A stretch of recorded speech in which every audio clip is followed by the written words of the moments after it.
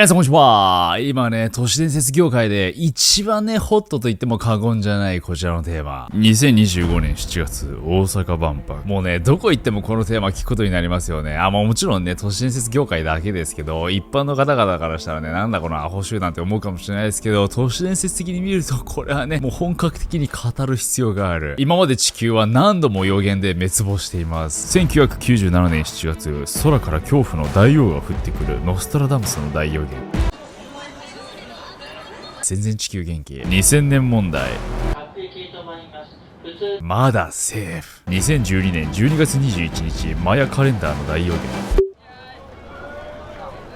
幸い地球は回っています。来ると言われたら結局何も起こらない。しかもその日直前になると言ってた人たちも、言うて何も起こらないと思うけどって言って急に逃げ出す。ここまでがワンセットですよね。そしてね、何も予測してない時にどでかい災害とか地震が起きる。では実際にみんなが構えてて、本当にその日に何かが起きるということはあり得るのか。果たして2025年7月、この大予言は起きるのか。何が起こるのか。2021年、私が見た未来予知夢漫画を筆頭に、数々の預言者たちが2025年7月は注目の年だと声を上げています。それらを一気に全部紹介していきますね。予知夢漫画では海底火山噴火により島が隆起し、南海トラフに発展して西日本に多大な影響を及ぼすという予知でした。ただ実は別の説もありまして、こちらはね、下からではなく上から。以前対談した高野上泉さん、まだ見てない方はね、マジこちらの動画を見てほしいんだけど、マジで面白いので見てほしいんですけど、彼は石川県の現役の住職さんでこんなこと言ってたんです。ホピ族の予言。以前ホピ族の予言については深掘り動画も出しましたけど、彼らはアメリカン、インディアンの先住民族ですよね。そんな彼らがね、こんな予言を残しているんです。簡単に説明すると、この世界は3度の滅亡を繰り返している。1度目は炎、おそらく隕石で恐竜が絶滅した時のような災害です。2度目は氷、氷河期ですよね。3度目は大洪水、ノアの大洪水。そして彼ら曰く、今この第4の世界が終わりつつあるというんですね。で、その予言に一致しているのが、彼らの最後の予言、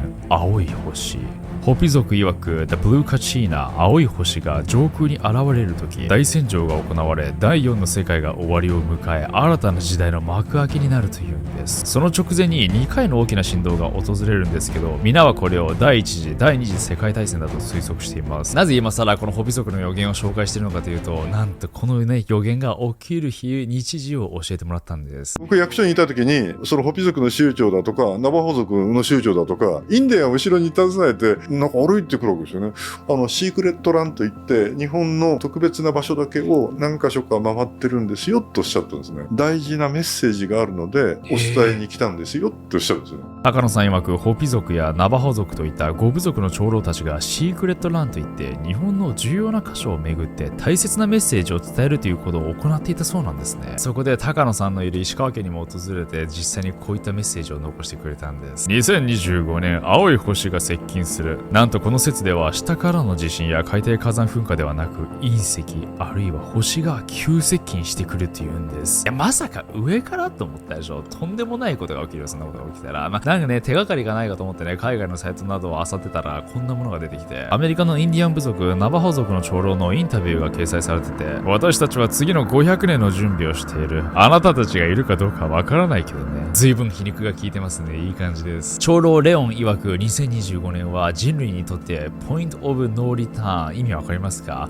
引き返すことのできない年だと忠告しているんです。技術社会を生きる人たちは、その大地が彼らに何を伝えているのか深く見ることができない。家を持ち学校に通い、なんとか生計を立てることが十分であるかのようだ。それは物事の表面を生きているに過ぎない。西洋文化は世界を物として捉えてきた。それが資本主義の機能の仕方だから。しかしそれは非生命を予告するシステムである。ここ意味深なんですけど、インタビュアーはこう言われたと言います。私は海岸から離れるように言われました。なぜなら水没するからと。これはね、僕たち日本人からしたら冗談じゃ済まされない警告ですよね。ただこちらの予言はホピ族だけじゃなくて別の方も主張しているんです。それがベストセラー奇跡のリンゴの木村明則さん。彼のことを説明するとね、確実に一本の動画になっちゃうので、軽くね解説すると、木村さんは青森の方で11年間研究し、自然栽培でリンゴの栽培に成功したことで、それだけでも十分もちろん素すごいんだけど、彼がまたね、オカルト界で有名になったのが、UFO にアブダクションされたことがある体験談。アホみたいにぶっ飛んでるでしょ。ぶっ飛んでるけど、これがね、深掘っていくと結構興味深いんです。木村さんは何度かアブダクトされてるうちに、なんとね、未来の出来事についても教えてもらっているそうです。そこで繋がってくるのが2025年の話。なんと木村さんもアブダクトされた時に宇宙人に教えてもらったっていうのが2025年にすごいことが起きるということ。いや、ソース宇宙人って今までで一番ぶっ飛んでるソースなのは間違いないんだけど、とりあえず聞いてみましょうよ。彼の話によると、緑の星が地球に急接近してきて、その影響により地球では様々な災害が多発する。月の影響で潮の導きがあるぐらいですから、もしね、何かしらの星が急接近してきたら、それは地球いろいろバグりそうだよね。地震とかも誘発されるだろうし。まだまだあります。実は上からね、落ちてくるっていうのは別の方も唱えていて、それが安江邦夫さん。理論物理学者で確率変分学の基礎となる安江方程式なるものをね、奇跡的に発見するっていうね、すごいのかすごくないのかようわからないけど、多分すごいですよ。申し訳ない。仲良しなのでちょっといじってるんですけど、すごい方です。安江さんはなんと極秘ルートで、本当にね、これ極秘ルートなんですけど、アメリカの宇宙に飛び立つ誰もが知ってる組織の情報を入手したんです。その組織内でざわざわしているお話がありまして、それが2025年7月5日、隕石の衝突。そう、なんとね、彼らはね、おそらく絶対表に出ないであろう情報として、なんとこちらもフィリピン海に隕石が衝突する可能性があると彼らは計算して導き出しているそうなんです。隕石の軌道は結構ね、正確に計算することができるそうで、ちょうど2025年7月あたりだと言われているんです。恐ろしいでしょ。今までは予言とかでなんか降りてきたりとかね、宇宙人に教えてもらったりとか、そういったもので見てたかもしれないけど、なんだね、はい、こちら結構有力などうやら操作らしくて、その組織からのね、2つの別のパイプからも同じような情報が降りてきたそうなんですよ。はい、彼らはちゃんとそのね、全ての星であり、隕石であり、小惑星であり、計算してるんですよ、彼らの軌道。なので彼らは去年ね、このような実験を行っていたのか、これがもし本当のことだったら、点と点が繋がっちゃってね、もうテントになっちゃったね。結局こういったものっていろんな方が関わっているとね、リークされててね、でもそのリークがね、本当か嘘かわからないみたいな感じでこうやって都市伝説化していきますよね。でも誰にも言ってないような僕たちの情報も実はいろんな組織に知られているかもしれないんです。サービスプロバイダーや政府組織、また Wi-Fi の管理者など、通常これら全てシークレットモードを使っていても僕たちのオンライン上のアクティビティを見ることができてしまうんです。そこで今回の動画のスポンサーでもある ExpressVPN が重要になってきます。このアプリを使えばネット上の仮想サーバーを通じて通信を 100% 暗号化してくれるから、プライベートのままネットにアクセスすることができるんです。ワンクリックでみんなの大好きな都市伝説やエロサイトなんかも誰にも知られることはありません。それ以外にも ExpressVPN は100カ国語以上のサーバーからネット上のロケーションを変更することができます。これがなんで便利かというと、特定の国でしか閲覧できないようなサービスや動画配信サービス上の日本国内でも見れない何千もの映画とかにもアクセスすることができるんです。例えば日本の某有名なサイトでは6750作品しか見ることができないけど、世界中では合計17500の作品があったり、スマホやタブレット、パソコンなど様々な端末にダウンロードできるので、いつでもどこでも好きな番組を見ることができます。僕も使っているので、オンライン上のプライバシーを守りながらもっと多くの映画などをね、楽しんでみてはいかがでしょうか。僕のリンクから3ヶ月無料になるキャンペーンを実施中なので、ぜひね、概要欄チェックしてみてください。そして今日紹介する最後の予言が、なんとね、アフリカの長老から聞いた驚くべき予言。今話題のペンキ画家の正元さんが28歳の時にティンガティンガというね、アフリカのタンザニア発祥のアートに魅了されて、6年間勤めた化粧品会社をすぐに辞めて、すぐにね、そのアフリカに飛び立ってアートを学びに行ったんですね、彼は。ただ学んだことはアートではなく、そこがキーポイントなんですけど、俺もこれ最初聞いた時、いや、うっせやろと思っちゃったんだけど、これがね、深掘っていくと結構興味深くて、なんと彼が訪れたタンザニアのブンジュ村では、たった人口200人で、周辺地域からもちょっとね、変な村だという目で見られているそうなんですね。というのも、このブンジュ村には外国人が訪れたことがないのにもかかわらず、なんと日本人の文化が色濃く反映されているんです。この200人の村、アフリカの200人の村だよ。そこに日本人の文化が意味がわからないよね。そう語るのが村の村長。なんとこの村長は古代日本人からの伝言を預かっている人物なんです。村長によると、村長のおじいさんがもともとシャーマンをしていて、その方が130年前頃にある体験をしたんです。それが夢で日本人に出会ったということ、その日本人から自然との向き合い方、他人との向き合い方など人生を豊かに生きていくためのノウハウを教わったというんです。その教えが口伝で伝わり、今もなお文殊村に伝わっているということ、そこまではなんとなく理解できるじゃないですか。理解できるって言っても不思議な出来事ではあるけど、夢の中でね、なんかいろいろ教えてもらったよみたいなハートウォーミングなストーリーですよ。証言さんはね、アートを学びに行ったのにもかかわらず、なんかよくわからないね。俺こんな精神論を学びに行ったんだっけみたいな感じになって。ただその口伝を聞いているうちに、おやおやとあることに気づいたんです。その夢に出てくる日本人は穴を掘って縦穴式住居に住んで、アリと同じ大地の目線に立っていたり、木の実などをモチーフにした土器を作っていたなどというんです。というと、はい、縄文人だよね。なんと1万年の時を経て、その縄文人たちの当時の暮らしを、そのね、130年前の村長のおじいちゃんの夢に登場してきたことによって、僕たち、現代人の僕たちに教えてね、くれているっていうことなんです。教えてくれているのかくれたのかもよくわかんない。時系列がわかんなくなるけど。いや、本当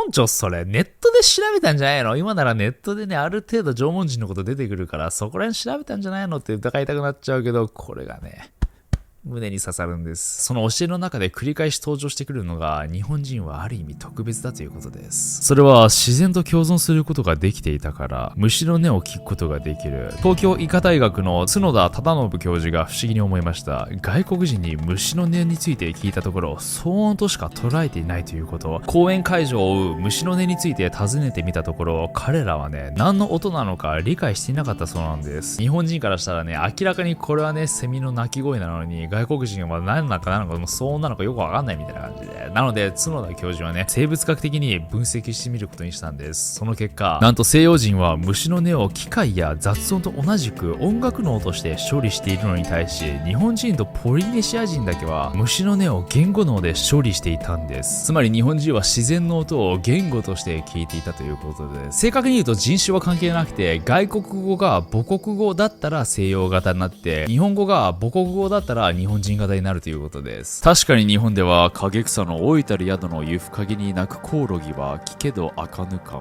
もと、万葉集にコオロギの鳴き声について綴られていたりと、昔から虫の音をね、ある種文化として楽しむところがありますよね。ただね、調べてみると海外のヨーロッパの方でもジョン・キーツという詩人がキリギリスとコオロギについてという詩でね、虫の音で季節の変わりを歌っているので、完全にね、日本人だけっていうことではないと思います。1万年前ですから、正直いろんな根血が起きてね、世界中で広まっているとは思うので。あともう一つ、日本人がその自然をすごく聞いてるっていうのが分かるのが、その擬音語がめちゃくちゃ多い。雨がザーザー、液体がピチャピチャ、また状態を表すね、綿がふわふわ、ドピュみたいな感じで。これに関してはね、正直賛否両論なので何とも言えないところであるんですけど、話を戻すと、その証言さんは、今の日本人にはないね、当時の縄文人たちの教えをね、たくさん教わることになるんです。そこで、今回のテーマ、繋がってくるのが、2025年7月5日、日本は大きく生まれ変わる。いや、本当って思うでしょ。ここに来て、あなたも2025年7月5日って言い張るんですが、いや、それ、口合わせてるんじゃないのって。なんと、証言さんに聞いてみました。いや、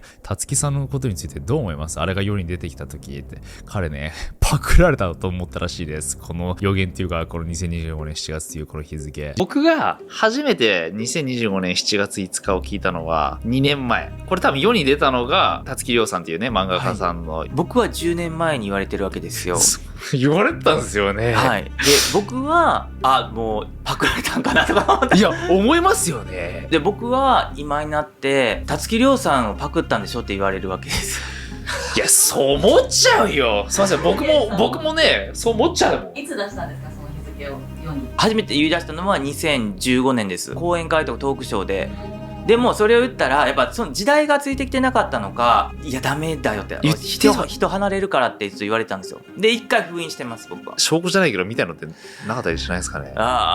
ね、それがねあったらいいんですけど、ね、いやあったらねみんな、それを聞いてる人とかしかいないって感じですか。そうなんですよね。だから証拠がないんですよね。実際証言さんは10年前にねこのことを聞いて2015年頃からいろんな講演会などで一応語っていたそうです。日本が生まれ変わるということをこの日付に関しても。なので証拠には残っていないそうなんですけど、このね講演会誰か聞いてて録音してた人がいたらぜひ名乗り出てくれ、その証拠見たい。これ以上疑っても失礼なので本当だと思いますけど、彼はねこの文殊村で聞いた教えとか話をもうね手当たり次第いろんな人に話しているそうなんで、それこそ新幹線のね全ての乗客に上から話していくみたいな感じ。いや、それはもうただの変質者やんって思うんだけど、しかもね、今まで伝えた数すべて覚えているんです。今日のこの話は実は11,964回目なんです。それをカウントして村に報告しないといけないので。